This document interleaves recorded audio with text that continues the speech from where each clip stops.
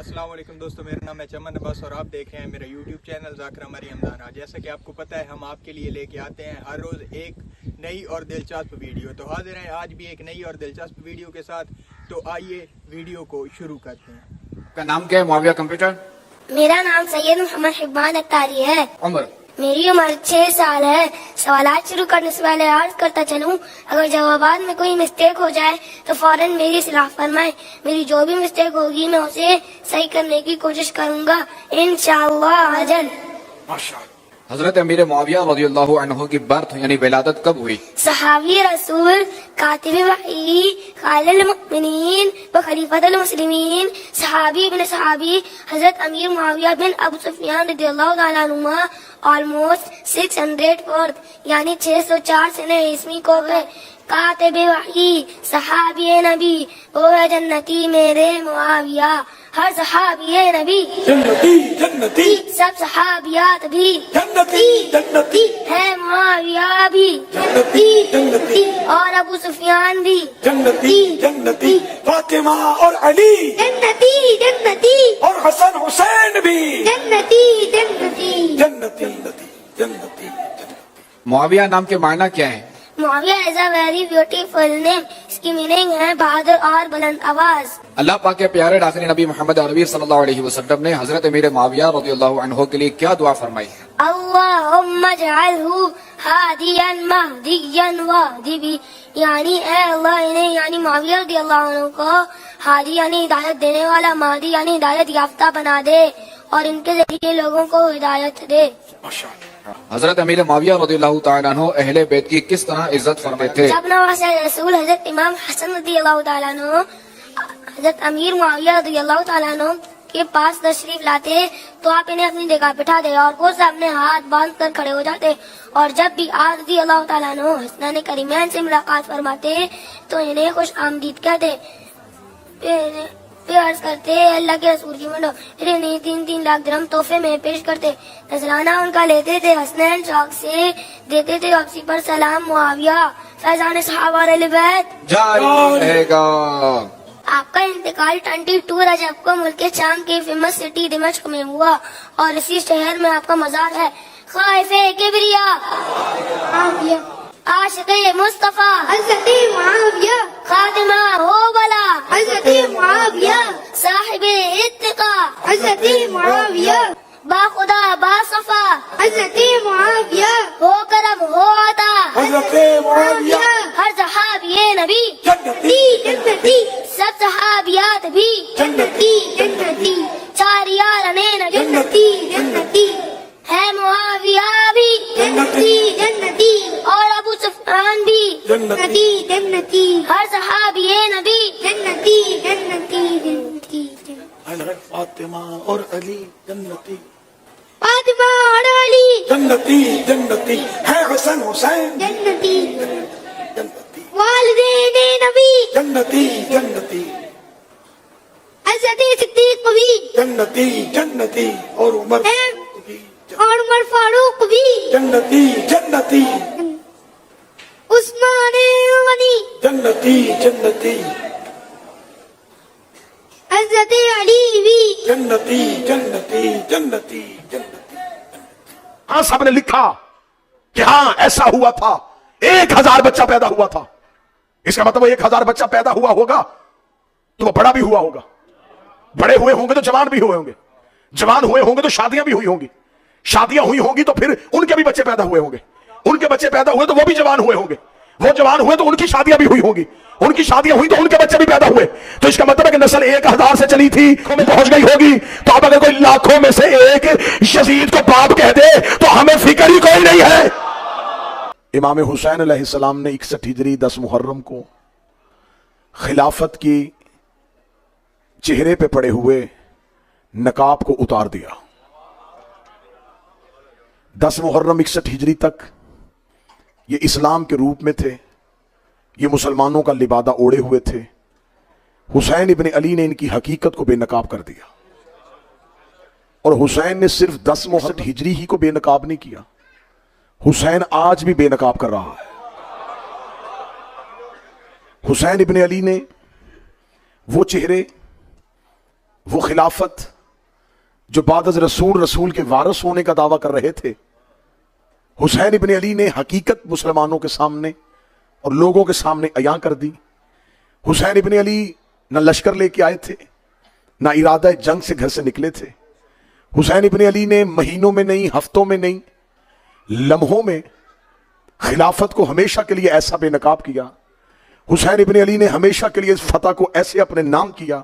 और वो जो दुनिया के तीसरे हिस्से का मालिक बन के बैठा था, वो जिसने अपनी मर्जी के गवर्नर लगाए थे, जो ये समझ था कि मेरे पास लाखों का लश्कर है, मैं हुसैन के पैगाम को जमाने में नशर ही नहीं होने दूंगा, एक लकोदक सहरा का हुआ कत्ल जमाने में कैसे बेनकाब हो जाएगा। वो ये समझता था कि सहरा में बहाया हुआ खून जमाने में इनकलाब कैसे लाएगा। वो ये समझता था कि हुसैन को मैंने सरजमीन इराक के एक ऐसे रेगिस्तान और ऐसे सहरा में कत्ल किया है कि हुसैन के कत्ल की खबर शहरों तक भी पहुंचने न दूंगा। लेकिन हुसैन इब्न अली ने उसे हमेशा के लिए ऐसा हराया, ऐसा हराया, ऐसा हराया। हुसैन ऐसा जीता, ऐसा जीता कि आज पूरी दुनिया में गैर मुस्लिम हुसैन को जिंदाबाद कह रहे हैं और मुसलमान यजीद को मुर्दाबाद कह रहे हैं। हुसैन गैर मुस्लिमों में जिंदाबाद हो गया और यजीद मुसलमानों ही में मुर्दाबाद हो गया। यह है जदीद जमाना। जैसे जैसे तरक्की कर रहा है, सोशल मीडिया का इनकलाब आया, इलेक्ट्रॉनिक प्रिंट मीडिया से निकलते हुए जब घर घर में मीडिया पहुंचा, तो हुसैन इब्न अली का पैगाम में चला गया। वो जो पहले कहा करते थे कि मजलिस हुसैन में न जाना निकाह टूटेगा, आज लोगों ने हथेलियों में जिक्र हुसैन सुना, हाथों में जिक्र हुसैन सुना, खबर घर घर चली गई, बात घर घर चली गई। तो आज हर एक ने, जितने लोग बैठे हैं, यकीनन आप सोशल मीडिया देखने वाले लोग हैं, आज कोई गैर शिया भी है, आज की रात देख लेना, हर कोई अपना पैगाम ये लगाएगा, हुसैन ने दीन बचाया, हुसैन ने दीन बचाया, हुसैन ने दीन बचाया।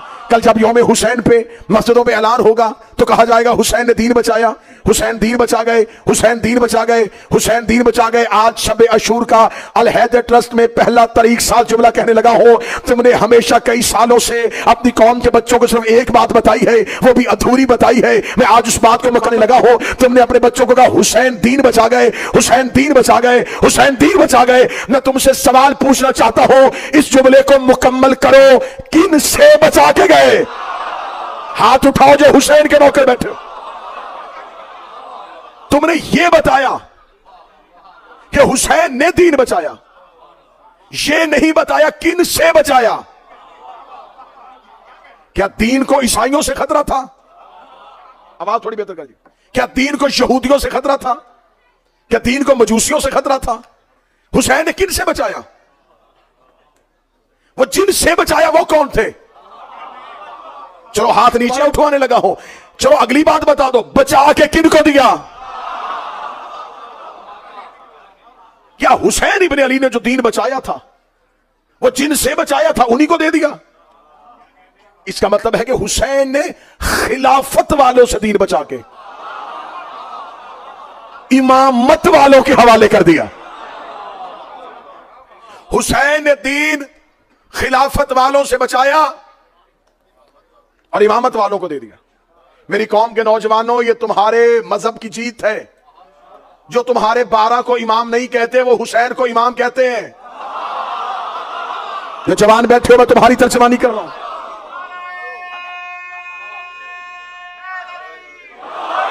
इमाम आली मकाम,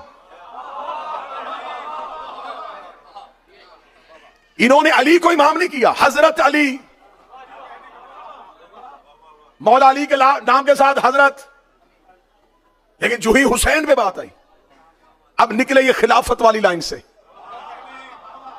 अली खलीफा राशिद, हुसैन इमाम, अली खलीफा, हुसैन इमाम, अली खलीफा, हुसैन इमाम। ओए खलीफा बाप हो तो बेटा इमाम नहीं होता, इमाम भी बाप हो तो बेटा इमाम होता है।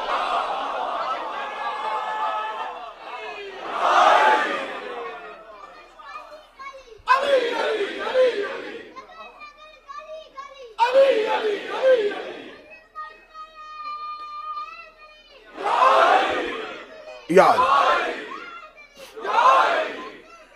अल्लाहुम्मा सल्ली अला मुहम्मद वाले। खलीफा का बेटा इमाम नहीं होता, इमाम ही का बेटा इमाम होता।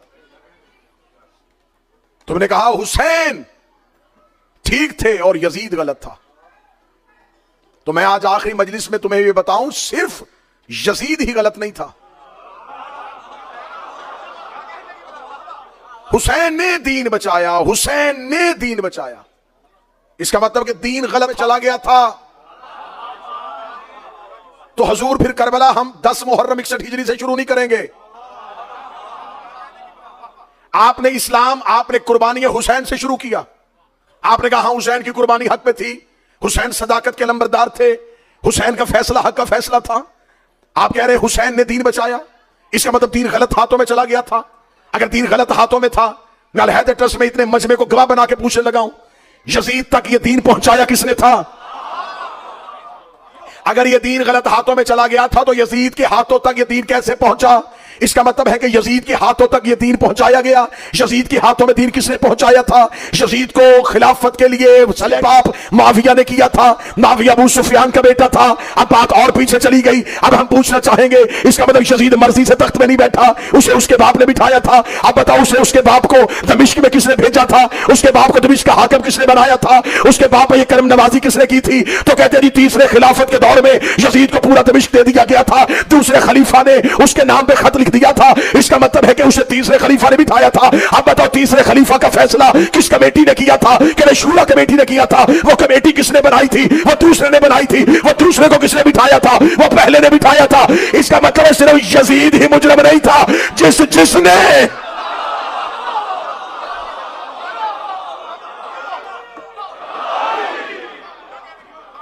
इसका मतलब है ये कत्ले हुसैन का इल्जाम सिर्फ यजीद के सर पे नहीं, जिसने अपना अपना किरदार अदा किया, उन सब को कटहरे में लाना पड़ेगा। मैं आपकी ताईद से जुमले कहना चाहूं,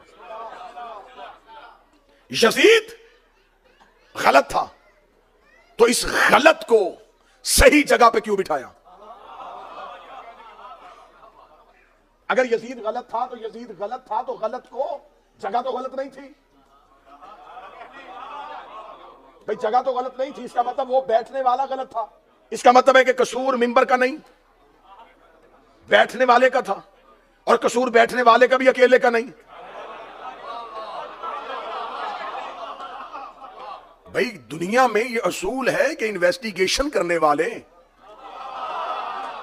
कत्ल का सुराग लगाते हैं कि वजह क्या है, ये कत्ल हुआ क्यों था? 10 मुहर्रम 61 हिजरी करबला में कत्ल हुआ है, बताओ इस कत्ल की इन्वेस्टिगेशन रिपोर्ट कहां है? सिर्फ अकेला यजीद नहीं। आज अगर तुम ये समझते हो कि दीन बादज रसूल गदीर की बजाय जिसकी बुनियाद सकीफा में पड़ी थी वो ठीक था, तो फिर तुम्हें मानना पड़ेगा कि यजीद की खिलाफत भी ठीक थी। फिर तुमने यजीद को क्यों छोड़ा? आज कहते हो नहीं, हम यजीद की खिलाफत के साथ नहीं है। क्यों खिलाफत के साथ नहीं है? अब आप इमामत वाली लाइन में क्यों आ रहे हैं?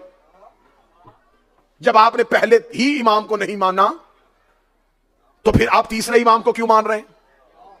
अगर तीसरे को मानना तो फिर दूसरे को भी मानो, दूसरे को मानना है तो पहले को भी मानो। यजीद पे लानत करनी है तो सिर्फ यजीद पे लानत नहीं करनी।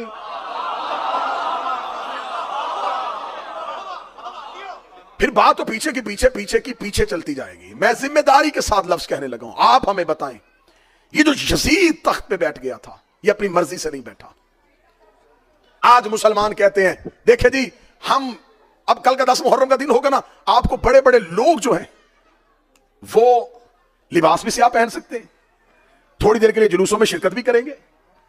आप उनकी वीडियोस भी देखेंगे कि सबील लगा रहे हैं, लंगर पका रहे हैं, और ये 2-4 एक्ट करने के बाद हुसैनी होने का दावा कर देंगे।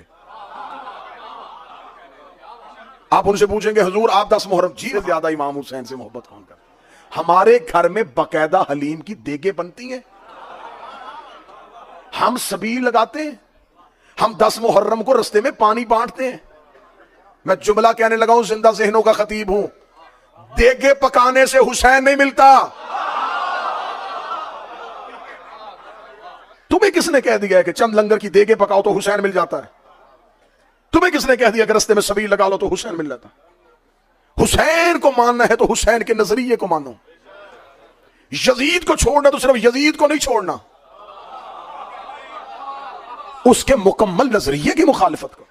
अब अगली जो बात मैं कहने लगा हूं, मेरी कौम के नौजवान तालिब इल्म स्टूडेंट्स जो हैं, इस कुलिये को, इस फार्मूले को अपने जहन में पक्का कर लें, और जहां कहीं आप बैठे इस कुलिये को, इस फार्मूले को अप्लाई करें और गैर शिया से पूछें कि हमें बताओ यहां पर तुम कहां खड़े हो। अब मैं वो कुलिया देने लगा।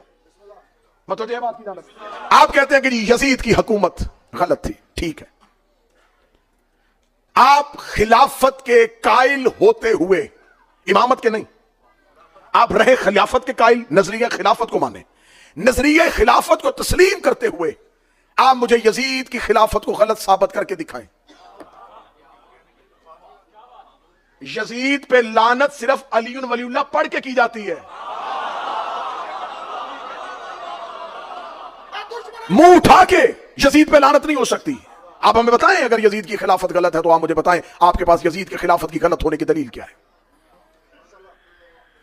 क्यों? मैं सवाल करने लगा हूं अपनी कौम के बच्चों के लिए, एक रास्ता, एक राह, एक सिरात बनाने लगा हूं। आप हमें बताएं कि आपका पहला खलीफा कैसे बना था? सुनिएगा, अजमा के साथ, अजमाए उम्मत, मेजॉरिटी, क्राउड आए और आके सिलेक्ट कर लिया। और आप आज तक इस बात पे पक्के हैं कि तुम शिया जो करना कर लो, हम इस खिलाफत को नहीं छोड़ सकते, हम इस निजाम के बनाए हुए खलीफा को तस्लीम करते हैं जो इजमाए उम्मत से बने। हमने आपके सामने कुरान पढ़ा, आप नहीं माने, हमने हदीस से पढ़ी, आप नहीं माने, हमने आपकी मिन्नतें की, भाई मान जाओ, ये तरीका ठीक नहीं था। आपने कहा नहीं, हम इसी नजरिए के कायल हैं, अजमाए उम्मत के साथ ये फार्मूला तय पा गया है, ये सदर इस्लाम से तय पा गया था, ये इस्लाम की इब्तिदा से तय पा गया था, रसूल के बाद ये फैसला हो चुका है कि मेजॉरिटी जिसे सिलेक्ट कर ले उसे खलीफा बना लिया जाता है। जब तुमने ये कुलिया बना लिया था, जब तुमने ये कानून पास कर लिया था, तो फिर तुम्हें इस पर रहना चाहिए। जबकि तुमने ये कानून बनाया है कि जिसे मेजॉरिटी खलीफा बना ले वो होता है, तो इस कानून का मुकम्मल इतलाक यजीद की खिलाफत पे हो रहा है, क्योंकि जिसे सिर्फ मदीने के 40 लोग खलीफा बनाए तुम उसे मान लेते हो, तो उसे तो दुनिया के तीसरे हिस्से से वोट मिल गया। एक तरफ मदीने के 40 लोगों का बनाया खलीफा, एक तरफ दुनिया के 3 हिस्सों से वोट लेके बना हुआ खलीफा, तो फिर इसकी खिलाफत उस खिलाफत से ज्यादा मजबूत है। अगर आपका पहला खिलाफत का असूल ठीक है तो आपकी पहली खिलाफत के असूल के मुताबिक यजीद की खिलाफत ठीक है। आपने दूसरा खलीफा कैसे बनाया?